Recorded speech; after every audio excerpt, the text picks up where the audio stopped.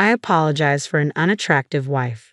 During our wedding ceremony, my mother-in-law suddenly grabbed the microphone from my father-in-law, who was giving the speech. She blurted out harsh words. I'll discipline her properly from now on to at least make her a better wife on the inside, looking satisfied, which was a stark contrast to the shocked silence that filled the room. I was stunned and turned to look at my husband, only to find him smirking disturbingly. My mind went blank and my body trembled from the surprise and shock. An older gentleman purposefully made a loud noise as he stood up from his seat. "Is that all you wanted to say?" he asked, drawing everyone's attention. He then walked toward me confidently. My husband's eyes widened in surprise when he saw him. Ignoring my husband's reaction, the man took my arm and said, "Let's get out of here." Before I could say anything, he led me out of the reception hall, dragging along the wedding dress I never wanted in the first place. As we walked through the hotel corridor, a flood of thoughts filled my mind.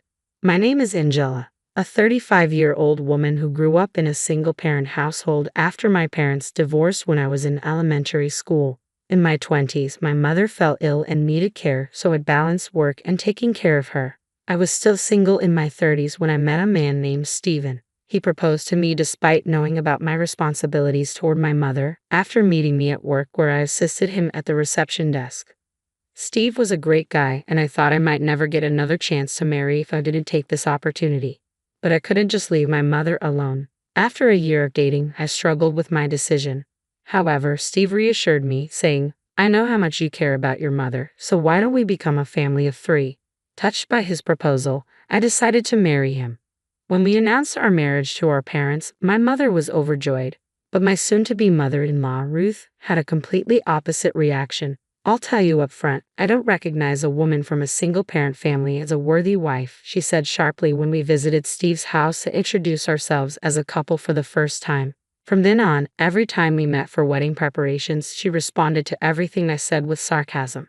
"She's just an old hag past her prime, and she's got a mother to take care of. My poor son," she would say. I could tolerate her insulting me, but I couldn't stand her speaking ill of my mother. After all, it was Steve who said he wanted to be part of our family. "I bet you used some sly tricks to seduce my son," she accused. "I didn't do such a thing," I replied. "Well, your mother probably cheated on your father, and that's why he left." Ruth would lash out. Every time I tried to defend myself, she would attack me even worse.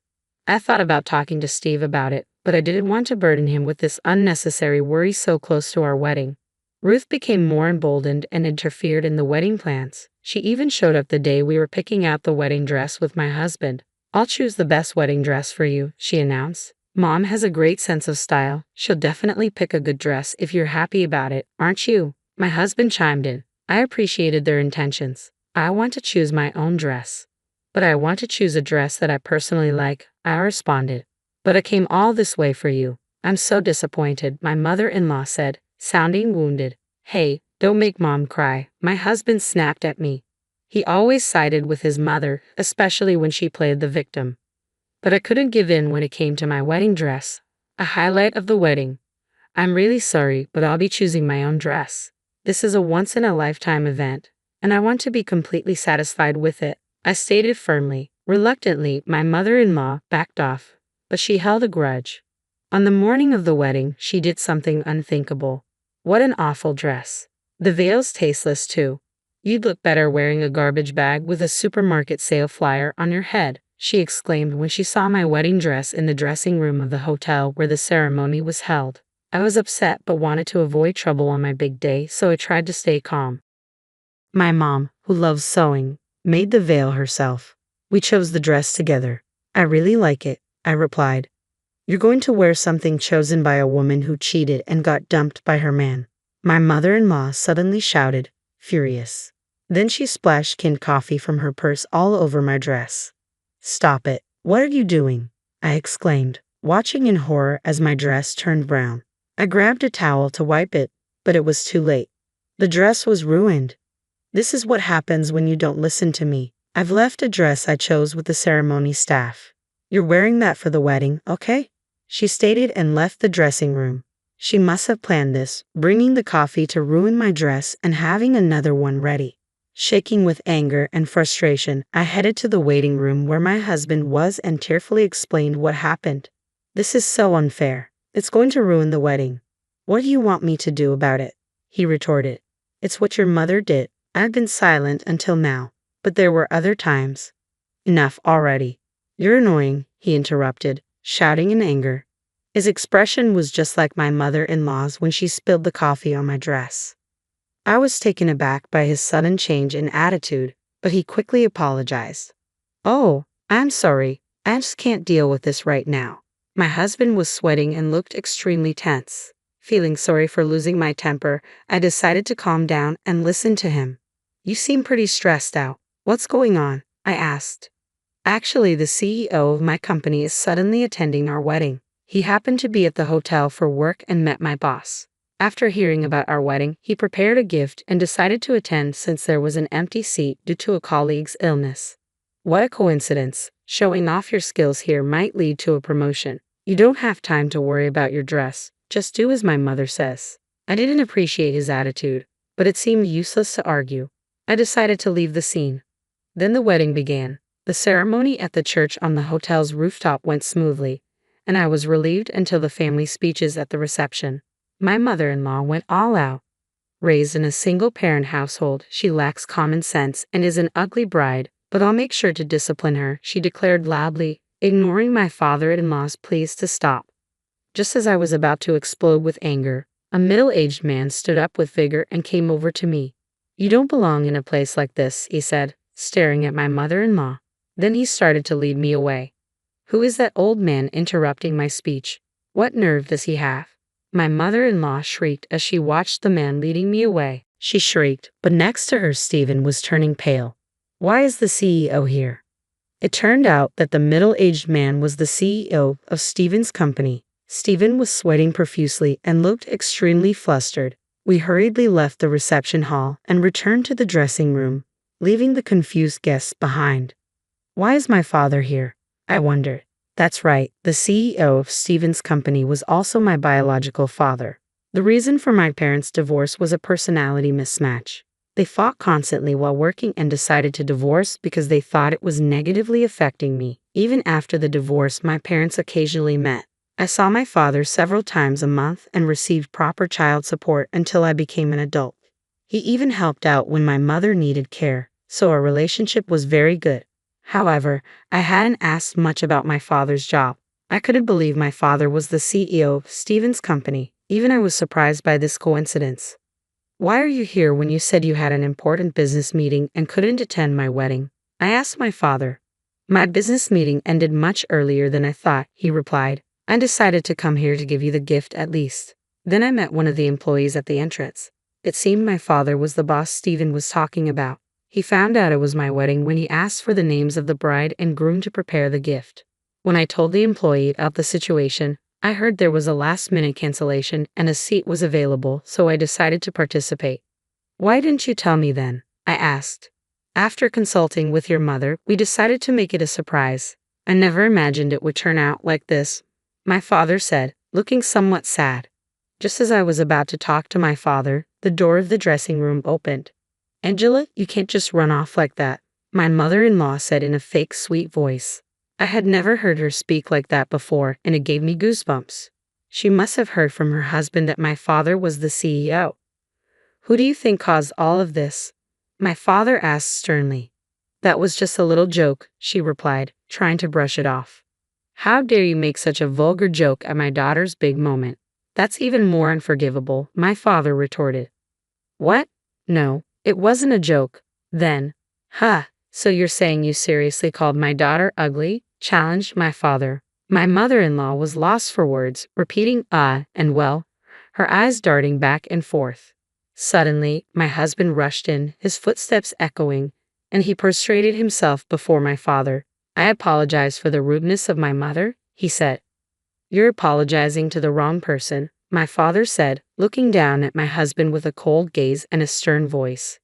Angela, I'm sorry. My mom did all this on her own. If that's the case, why didn't you stop your mother when she was insulting me? I asked. I was shocked and couldn't move. Besides, my dad tried to stop her. But it sure seemed like you were grinning and sitting pretty comfortably, I pointed out. That's just your imagination. Anyway, the only one to blame for everything is my mom. my husband shouted, pointing accusingly at his mother. Stephen, are you betraying your mama? Didn't we agree to discipline this cheeky wife together? My mother-in-law protested. Hey, don't say unnecessary things, my husband exclaimed, covering his mother's mouth to stop her from speaking further. Her muffled voice was truly comical. So would you like to explain what's really going on? My father asked.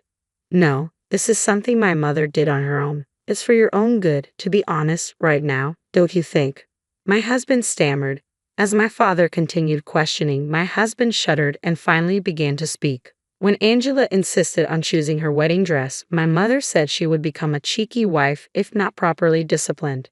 What's wrong with choosing my own dress? I asked. It's only natural that a wife listens to her mother-in-law, isn't it? If you can't even do that, I thought you'd become a bad wife who wouldn't listen to her husband in the future. First of all, a married couple should be equals, right? There's no hierarchy. If I can't make you listen to me, there's no point in marrying a woman on the verge of becoming an old hag, my husband admitted. The truth finally slipped out. He had decided to marry me not because he loved me for who I am, but because he thought I would be a convenient tool to use. All those words about wanting to take care of my mother and becoming a family of 3 were just lies. Were they all lies? Of course, you had plenty of savings, didn't you? I was planning to use that to build a 2-family house. I wanted to make you work like a slave and live happily with my mother, but now it's all ruined. Once my husband started speaking his mind, there was no stopping him. He was not only intent on making me submit, but also willing to drain our savings. How selfish could a person be? Seeing my disgust, my husband seemed to realize he had misspoken and his face took on a shocked expression. No, that's not what I meant. That's it. It's over. You don't need a wife who won't spend money or act as a servant, do you? Wait a minute. I just lost my temper and blurted out something I didn't mean. As if I could believe that. I simply can't marry you. Sensing my resolve, my husband was visibly shaken, pacing around aimlessly. Then he seemed to remember something. Our wedding is today. We can't possibly send the guests home now. I will apologize to our guests and return their gifts. Since your mother is the cause of our canceled engagement, you will bear the costs of the wedding. You're joking. Even if we were to break up, it's your fault for making a fuss about one little outburst from my mom. As if it was just one time, huh? All the awful things you've said to me are right here. I pulled out my smartphone from my purse. I had recorded countless unbearable words from my mother-in-law. Pressing the play button, words like poor, ugly, harsh woman came out in quick succession in her unpleasant voice. When did I record all this? Well, I'm not a fool, you know. I will be claiming damages for emotional distress. I was just trying to discipline my daughter-in-law. I didn't do anything wrong. If you can't pay willingly, I'll take you to court. Please say the same thing in front of the judge. What are you talking about? This isn't a joke. Realizing she'd be at a disadvantage in court, my mother-in-law went pale and slumped on the spot. I'll reconsider your position at the company as well, my father added, with the final nail in the coffin. My husband finally broke down and fell to his knees. I'm sorry, Angela. Please forgive me. That's right, Angela. You're already married. You can't just divorce so easily. If we can overcome this wall, we'll make a great couple, right? My husband and mother-in-law started pleading. I forcefully shook them off and glared at them. Silence. Scum. Go to hell. With that, I left the dressing room. I then followed through with my declaration of canceling my engagement with Stephen and filed a claim for emotional distress against my mother-in-law. The full cost of the wedding was paid by my ex-husband, and the issue was finally settled. After that, my ex-husband was ostracized at work when his colleagues found out about the wedding fiasco. Additionally, at my father's behest, he was relocated to a remote branch in Nebraska, effectively a demotion. My former mother-in-law was scorned by her relatives for tarnishing their reputation and divorced by my former father-in-law. She was promptly kicked out of the house. I am now focusing on my work and have no interest in getting married again. Over time, my parents have also regained their composure, and we occasionally have family dinners. I am now living a very happy life.